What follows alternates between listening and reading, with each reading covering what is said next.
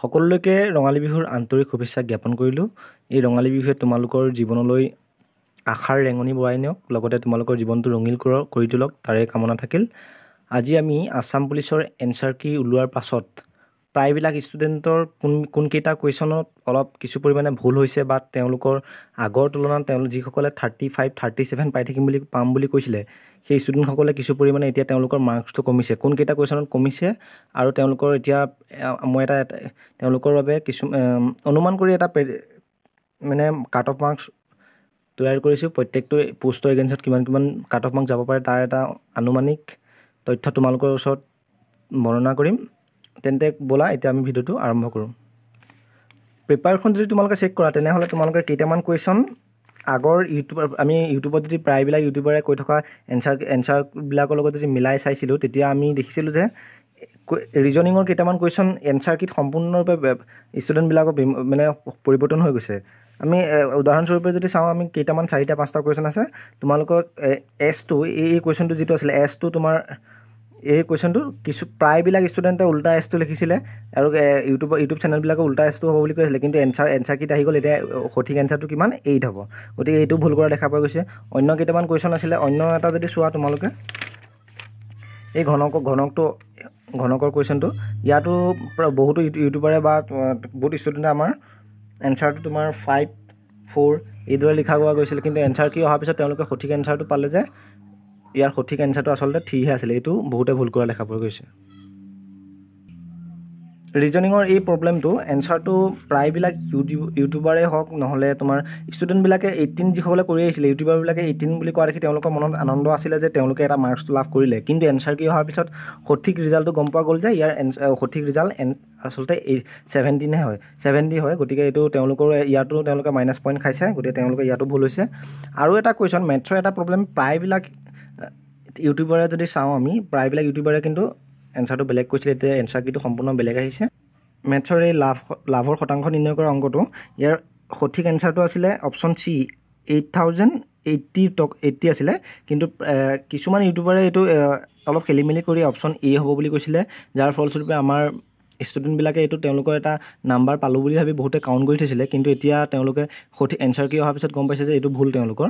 এনেদৰে 4-5টা কুৱেশ্যন প্ৰায়বিলাক ষ্টুডেণ্টে এতিয়া এনচাৰ কি ওলোৱাৰ পাছত তেওঁলোকৰ ভুল হৈছে, যাৰ ফলস্বৰূপে কাট অফ মাৰ্কটো অট'মেটিক তেওঁলোকৰ হয়তো কিছু পৰিমাণে কমিছে। তেওঁলোকৰ আগৰ তুলনাত তেওঁলোকে যিমান হিচাপ কৰি থৈছিলে তেতিয়া তাতকৈ অলপ কমিছে। এতিয়া আমি তোমালোকৰ বাবে প্ৰত্যেকটো ইউটিউবত থকা কিছুমান ভোটিংবিলাক চেক কৰিয়ে হওক, নহ'লে মোৰ ইউটিউবত অহা কমেণ্টবিলাকৰ ওপৰত ডিপেণ্ড কৰি তোমালোকৰ বাবে এটা কাট অফ মাৰ্ক মই আগবঢ়াইছোঁ। তোমালোকৰ অনুমান কৰি আগবঢ়াইছোঁ, ইয়াৰ আশে পাশে হয়তো মাৰ্কছটো থাকিব পাৰে।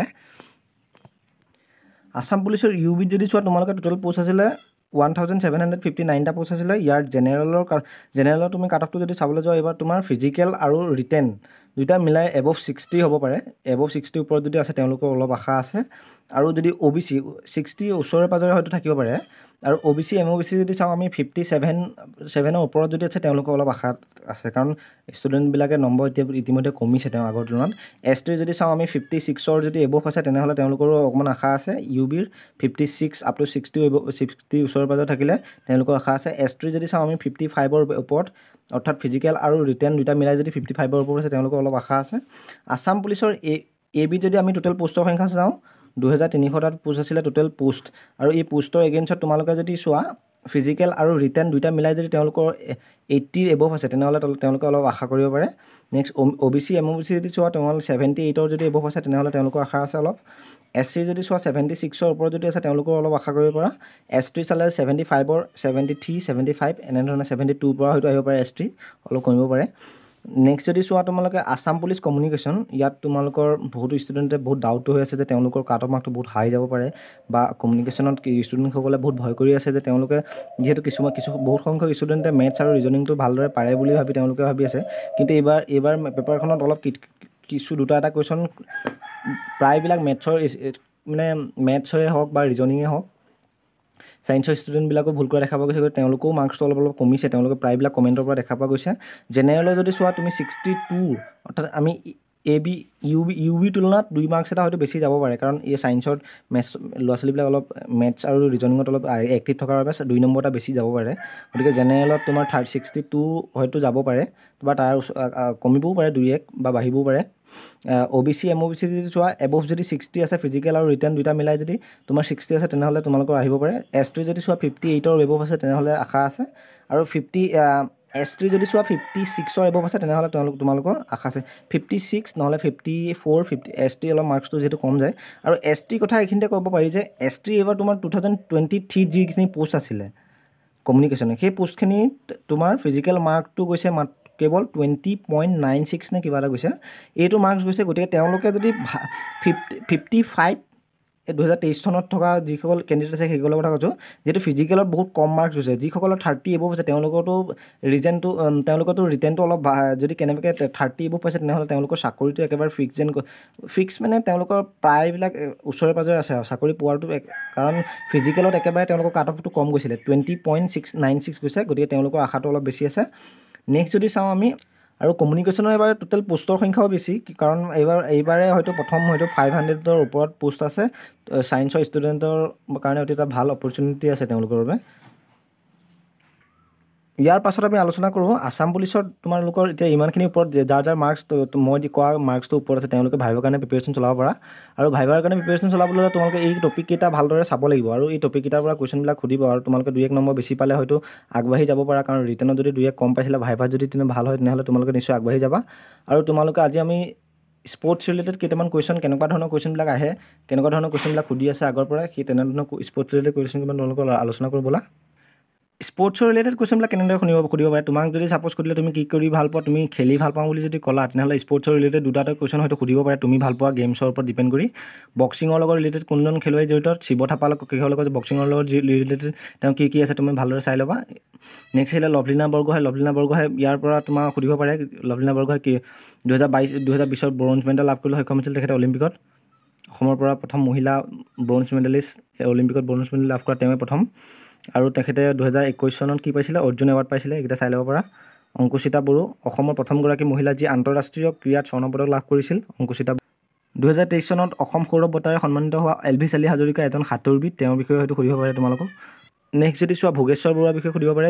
1966 বেংকক অনুষ্ঠিত হোৱা এছিয়ান গেমছত তেখেতে 800 মিটাৰ এছিয়ান গেমছত কি স্বৰ্ণ পদক লাভ কৰিবলৈ সক্ষম হৈছিলে এইজন ব্যক্তি। আৰু 3 ছেপ্টেম্বৰ তাৰিখটো আমি কি দিৱস হিচাপে পালন কৰোঁ, অভিৰুচি দিৱস হিচাপে পালন কৰা হয়, সুধিব পাৰে। হিমা দাসৰ বিষয়ে হয়তো সুধিব পাৰে। হিমা দাসক কি বুলি কোৱা হয়, ধিং এক্সপ্ৰেছ বুলি জনা যায় তেখেতক। 2023 তেখেতে অসম সৌৰভ বঁটা লাভ কৰি। নেক্সট যদি চোৱা দীপাংকৰ ভট্টাচাৰ্য কিহৰ লগত জড়িত, দীপাংকৰ ভট্টাচাৰ্য বেডমিণ্টন প্লেয়াৰ, তেখেতৰ বিষয়ে হয়তো সুধিব পাৰে, চাই ল'বা। মনালিছা বৰুৱা মেহতাৰ বিষয়ে সুধিব পাৰে, চাই লোৱা ভালদৰে। অৰ্জুন বঁটা লাভ কৰিছিলে কিমান চনত, 1947 তেখেতে অৰ্জুন বঁটা লাভ কৰিবলৈ সক্ষম হৈছিলে। অৰ্জুন বঁটা লাভ কৰা প্ৰথমগৰাকী অসমীয়া মহিলা বুলি ক'লে কোন, মনালিছা বৰুৱা মেহতা, ভালদৰে চাই ল'ব। লন বলৰ লগত জড়িত কোন, নয়নমণি শইকীয়া, লন বলৰ লগত জড়িত তেখেত। নেক্সট যদি চোৱা ফুটবলৰ লগত কোন, তালিমেৰন আও আৰু গিলবৰ্টন চাংমাত ফুটবলৰ লগত জড়িত। নেক্সট যদি চোৱা ক্ৰিকেট ৰিলেটেড কুৱেশ্যন সুধিব পাৰে। ক্ৰিকেট ৰিলেটেড ৰিয়ান পৰাগৰ বিষয়ে ভালদৰে চাই ল'বা। ৰিয়ান পৰাগৰ বিষয়ে সুধিব পাৰে। ৰিয়ান পৰাগে কোনটো টিমৰ বিৰুদ্ধে মানে তোমাৰ ইণ্ডিয়াৰ হৈ প্ৰথম ডেবিউ কৰিছিল, চবেই জানা হয়তো, ভালদৰে চাই ল'বা। উমা চেত্ৰী, ৰিয়ান পৰাগে জিম্বাবুৱেৰ বিৰুদ্ধে তোমাৰ ডেবিউ কৰিছিল প্ৰথম। উমা চেত্ৰীৰ বিষয়ে সুধিব পাৰে, চাই ল'বা। উমা চেত্ৰী প্ৰথম এজন ইণ্ডিয়াৰ ফিমেল মহিলা, অসমৰ প্ৰথম মানে মহিলা ক্ৰিকেটাৰ হয় তেখেত, চাই ল'বা। আজিলৈ ধন্যবাদ থাকিল। তোমালোকে যদি ভিডিঅ'টো চাই ভাল পালা, তেনেহ'লে চেনেলটো ছাবস্ক্ৰাইব কৰি ল'বা, লগতে তোমালোকে বেল আইকন বটনটো ক্লিক কৰি থ'বা, যাতে ভিডিঅ'বিলাক দিয়াৰ লগতে তোমালোকে লাভ কৰিবলৈ সক্ষম হোৱা। তোমালোকৰ এটা কমেণ্টে আমাক উৎসাহিত কৰি তোলে আৰু ভিডিঅ' বনাবৰ বাবে। তোমালোকে গতিকে প্লিজ কমেণ্ট কৰি কেনেকুৱা পালা ভিডিঅ'টো জনাবা।